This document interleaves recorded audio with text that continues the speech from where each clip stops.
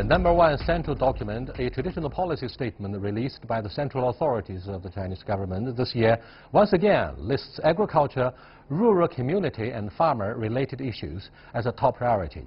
This policy is seen as an indicator of China's decisive rural vitalization strategy set at last year's Party Congress to tackle three tough battles, namely preventing and defusing major risks, alleviating poverty, and tackling pollution for the next 3 years. And now, the emerging e-commerce industry has joined in promoting agrarian policies in rural China. What are the major tasks outlined in this year's #1 central document? What policies do we envision for addressing unbalanced development between urban and rural areas? And how will China's experience in agricultural development be interpreted by other emerging and underdeveloped economies? To discuss these issues and more, today I'm happy to be joined in the Beijing studio by Mr. He Weiwen from the Center for China Globalization, Professor Yao Yang of Peking University, and Professor Jiang Gong of the University of International Business and Economics.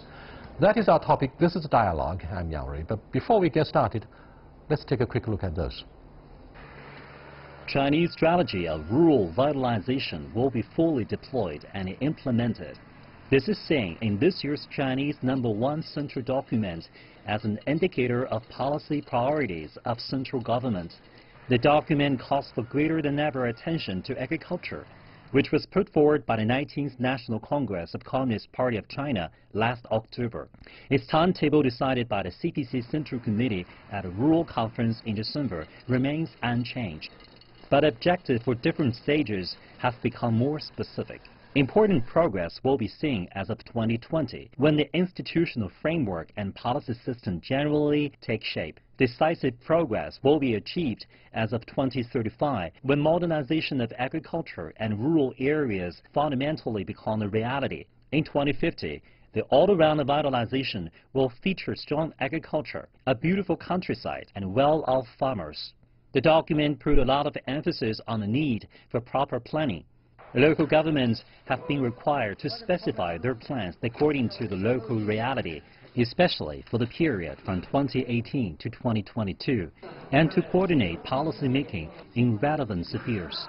The document specifies that the strategy aims to build China's rural areas with thriving businesses, pleasant living environments, social etiquette and civility, effective governance and prosperity. Zheng Yibing, CGTN, Beijing. Gentlemen, those who follow China's development very closely will be left wondering aloud why China still regards itself as a big agriculture nation. Since China has already entered into the middle-income economy, with the rural population accounting for less than 50% of the whole, what do you think of the definition about agriculture? Since without exceptions, every year at the beginning, the central government would issue what we call #1 central document on agriculture, farmer-related issues, and rural community. In Chinese, they are called "Sannong" issues. So what do you think of the definition, first of all? Otherwise, our overseas viewers would be wondering aloud, what are you talking about? Well, every developing country starts from agriculture, right? Starting from agrarian society. China was the same, say, 30 years ago. Even by today's standard, we still have 45% of the whole population living in the countryside. So it's still a huge population.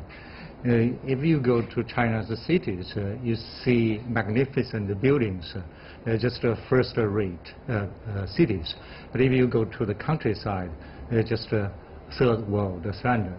So that's why Sannong or rural issues are still important in China. Yes, indeed, there's in fact the uneven development across the whole country, with first and second tier cities highly developed, and so many high sky rises have changed the skyline of so many cities with the help, of course, of thousands of migrant workers. Most of them come from the rural areas. Now, Weiwen, what do you think of the definition of a Sannong? Sannong, of course, in words, is agriculture, rural area, and farmers. So these represent the industry, the area, and the people. We put them at the first importance. Each year, the #1 document is on Sannong for 15 years in a row. Right after taking office, President Xi Jinping, along with other major issues, regarded agriculture or farmer-related issues as the top priority concerning the national security. The issue has been elevated to the level of national security. In other words, without the food security, there wouldn't be the luxury of national security, because a sizable population of 1.3 billion would have to rely on enormous amount of food supply. And is the country ready to supply this big population with this food and vegetables, whatever agricultural produce? What are your thoughts? Yeah, I mean, food security is always been a top concern for governing party as well as the government. And historically, we have adopted a system of food reserve to support that. And our agricultural sector has been very large, but now it's not as large as it used to be. Manufacturing has been growing much faster than agriculture. But in terms of back to your question about the definition of agriculture sector itself, in addition to the amount of people, 45%, less than 50% of the population. Even though urbanization is still going on, I would expect that the agricultural populations keep going to drop in future. But in terms of the land, in terms of population, and also I would add in terms of infrastructure. When I talk about infrastructure, it means the roads, the electric utilities, the water facilities, and as well as other social supporting facilities. For example, medical facilities, education systems, school systems. All these things pale in comparison with what's existing in urban cities. And I think in these areas we need a lot of improvement. I think what you're talking about is what you refer to President Xi's emphasis on agriculture sector. I think includes these things as well. This year, what do you think of the essence of the No.1 central document? What are the major issues? Well, when I read it, I see that there are several improvements over there. First of all, rural, public services in rural area emphasized, and then property rights are emphasized. That's very important for farmers. So, in this, after this year, probably farmers can put their residential land into the market, so they can just cash in their capital. It's what we call the homestead transfer practice. Right. So that's very important. So for the first time, farmers are going to benefit from their ownership.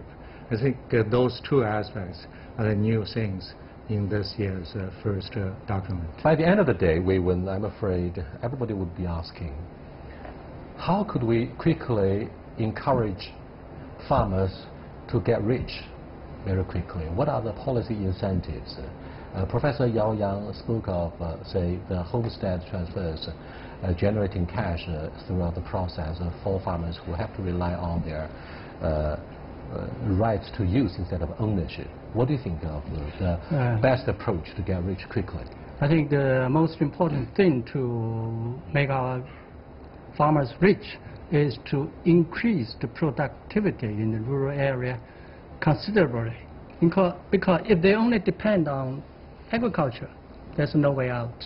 Because the per capita or per labor added value, agriculture value in China a couple of years ago, according to World Bank data, was less than $1,000. But in the United States, it's over $60,000. Over in France, it's almost $80,000. So there's a large gap only in agriculture. So in China, the way out is develop agriculture, industry, service together to make them rich by diversified economy. In order to make this realistic, we have to make reforms. First, the land reform, and also the homestead transfer, so they have more resources. They can have to, with this as their resources, they can try to get more things, to get more economy. Zhang, Huawei, a big name for the non-public sector, particularly telecommunication infrastructure, first got off to a big success in rural areas. Now, that reminds me of following issues like the role that Alibaba and Jingdong played in facilitating the flow of e-commerce in rural areas. How do they benefit the livelihoods of the ordinary folks in rural areas? Well, this is an immensely important issue. I mean, traditionally, the hurdles that have been constraining farmers' income has been access to the market, especially in distribution channels. It costs a lot of money, it costs time, and it's also transportation cost is quite high for bringing agricultural products to the market. World Bank used to say that in order for the farmers in developing countries to raise their standard of living, building a school, building a university is actually less important than building roads. Just making roads much better. Well, for Chinese farmers right. So these infrastructures are very important, especially in the distribution area. What Alibaba has done greatly is to bridge this gap between the market and the source of production in terms of providing a platform for farmers can sell their products on the internet to the entire, not just the entire country, probably the entire world as well. There are actually many good examples like that. Now, I know an example when I was working with Alibaba. They told me an example, a very remote village in a mountainous area in Fujian province. It's a place where they grow a special kind of a tea. Now, this product wasn't able to sold previously, but now all of a sudden, because of this platform, that it can be accessible to the entire population in China. Wait a minute, gentlemen. What's the population of netizens in rural areas? I mean, on the one hand, 90% of those farmers seem to be relying on their old lifestyle without possibly using mobile phones. Today, do you think the internet has been able to build the interconnectivity, encouraging farmers to use smartphones, and therefore that has created a situation in Fujian where tea is sold very well? Go ahead. John, yes. Well, I don't think the smartphones are going to help every farmer. That's impossible, right? Not every farmer can use the smartphone to make a business. I think you have to have a harbor, right? So you can develop some industries. Take the example of my own county in Jiangxi province. So suddenly, over the last several years, a new business has mushroomed. That's for shoegaze. So we began to make a shoegaze. So we now occupy like 80% of China's low-end markets. And I just went there and just saw them using the internet to sell their products. But the county actually provide a hub for those manufacturers. So you still need to have some concentration. Yeah. Excuse me, just one more follow-up question. Right. Since you spoke of the phrase, a controversial phrase like low-end product, now can we call those who produce the low-end product low-end population? Because that caused a very tough debate among citizens in Beijing a few weeks ago when the local authorities started the massive evacuation of migrant workers in Beijing. Oh, that's a derogatory term. We should derogative term. We should totally stay away from this. Politically incorrect. Yeah, this is totally stay away from them. I think what Professor Yao was talking about, also I want to talk about, is a very special model here. What I've learned is that, for example, Alibaba's partnership is a partnership with the local government to bring this infrastructure, a telecom infrastructure, into those local villages. Teach the farmers how to set up websites, how to build an online shop, okay? And they bring the internet infrastructure into the village, as well as the other auxiliary services. For example, the fast delivery service, the storage service, all these things coordinated by the government in partnership with the local government. Is that what you call the public service and public products the government provides? Yeah, that's definitely one part of that. There are actually many examples like this. This is the particular. Is it called this is called a kind of a tea village in Fujian province. There's a very famous furniture village in Jiangsu province called Saji.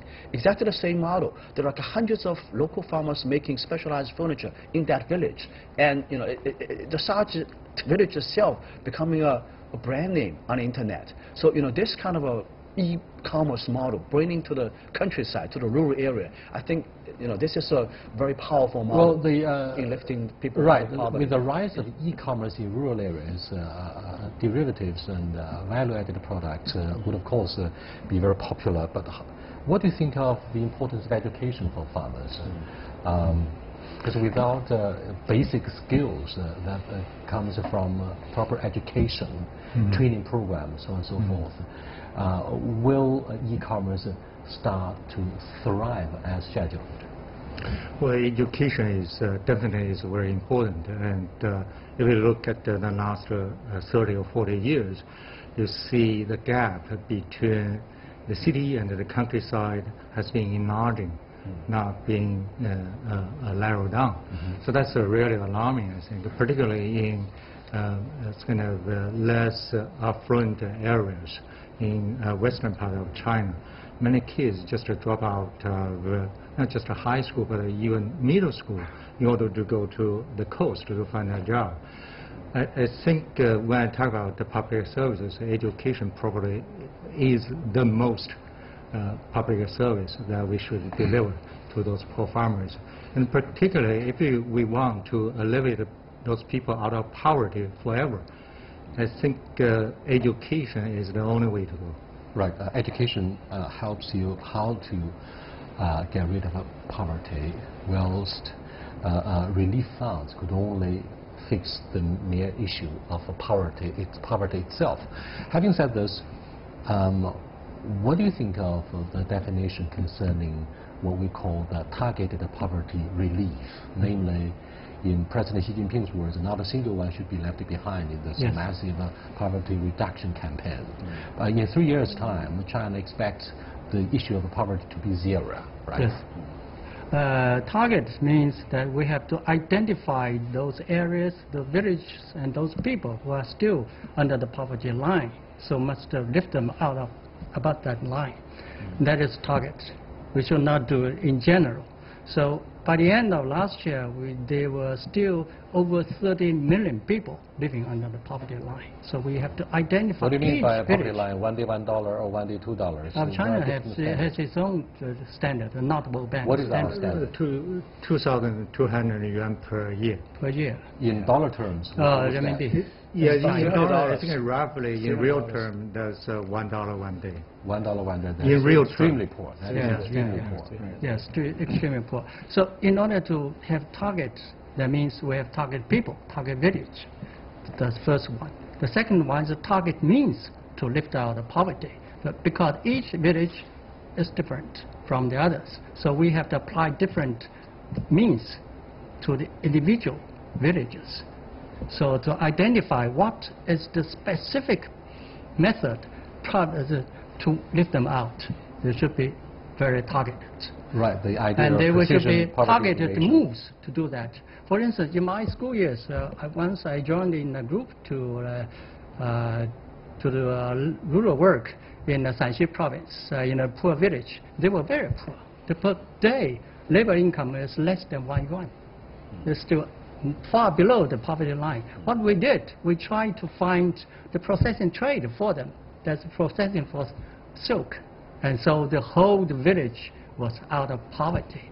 So that is targeted because it's different from all other villages. To say education is the most important thing for poverty alleviation in rural areas is one thing. To fix the simple issue of providing school children with the basic lunch every day is yet another big issue. Having said this, what do you think of the three major issues concerning poverty alleviation, or what we call targeted poverty alleviation? One is vision, or four issues: vision, execution, supervision, and the issue of accountability. We used to have the problem of bubbles in the statistics, right? Local officials tend to inflate the figures in the hope of being promoted. In Chinese, 数字出官. Now, President Xi Jinping is acutely aware of this challenge. And what do you think of the policy options? Yeah, I mean, it reminds me of a phrase, the devil is in the detail. I mean, it really is in the important thing is implementation area. It's very clear to me that if the government has set aside some money, some amount of fiscal budget for this poverty alleviation purpose. But the point is that, first of all, I think the percentage of the money really gets down to those really poor people has to be a large percentage of the budget. That's the first thing. The second thing is that it's more than just giving a handout. I mean, it's more than just giving a welfare check. We really have to help people to make it more sustainable, to help them to make a living such that they can live on their own, live above the poverty line. I think that's the most important part. Now, I'm a little bit concerned that during the implementation stage, people, local government officials would be just to meet the targets and the statistics and just trying to hand out some welfare checks a few years back. A few years later, people were still not able to be sort of living under above the poverty line. I think so. We have a phrase in China. I don't know how to translate it into English. The point is that you help people how to make a living instead of just helping people, give them a check. Means. Yeah, teach them a means of living instead of providing them with a fish. You teach them how to fish. Yeah, you're better, much better in translating that phrase in Chinese. Yeah, so this is what I really mean, right? This is what I mean. So this is, I think this is the most important thing. How to make it more. When we talk about inclusive growth, we have to talk about growth as well, not just inclusive, giving people a welfare check, right? Let people live with decency, with dignity, and that's most important. We have a big audience in Africa, and quite a few years ago, I remember the prestigious journal of Economists published a cover story about poverty alleviation in that sub-Saharan region in Africa. And it says, instead of providing Africans with the relief funds, you've got to teach them how to exercise better governance. Exactly. So better governance is actually about how to fish. Having said this, what do you think of the supply side rural reform? What does that mean?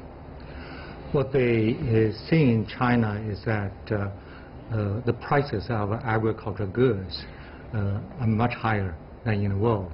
Right. So there is a mismatch between supply and the demand.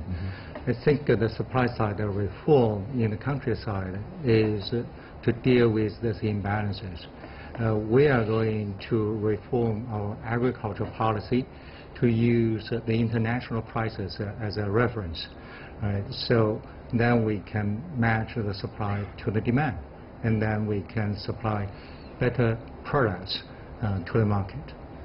And what do you think of the supply side restructuring of the rural reform?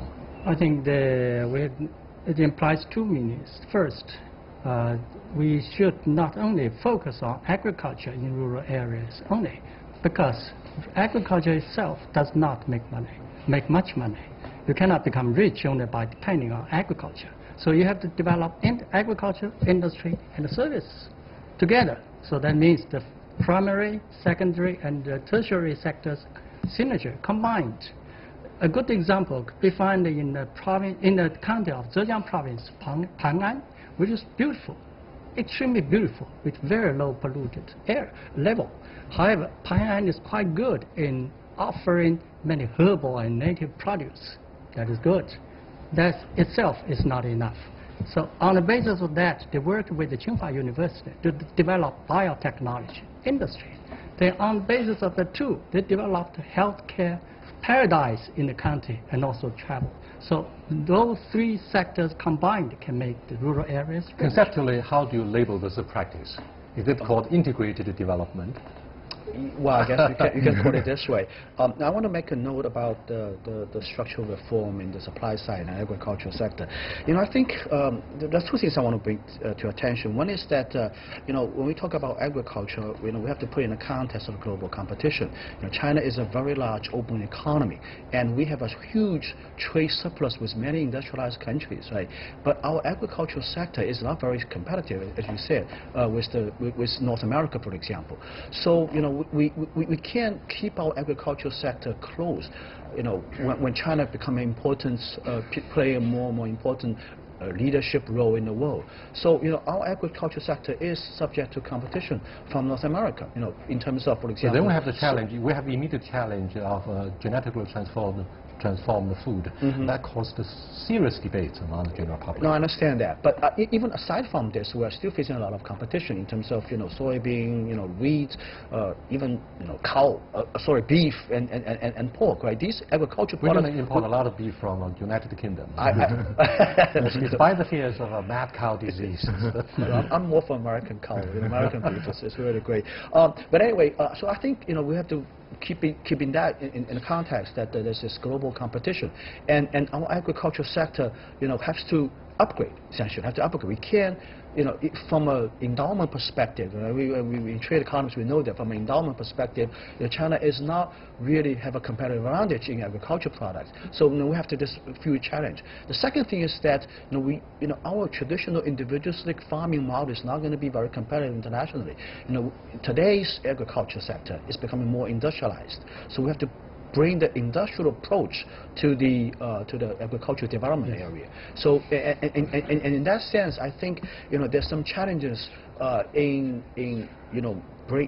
terms of facing this industrialization in agri sector with our existing system, with our existing, for example, land ownership system, with our existing institutional arrangement in the countryside. So I think this is a big challenge. We have to keep reforming in this area to make it happen. But I'm afraid that throughout this process of industrializing agricultural production, you're going to have the side effects of industrial wastes and environmental decline, right? The countryside has become a dumping place of industrial wastes. That's going to be very detrimental to the health of the farmers. Well, I have a slightly different opinion than John. I think for China and also for East Asia as a whole, small land holding is our destiny. We cannot change it. Right? So we're not going to expect like that combined behind. Also, about to talk about this picture. It's not going to happen in China, right? In a larger scale. Because this is a labor-intensive manufacture still. No, because of there's a land to labor ratio, right? Is very low in China, or in Japan. That's the same.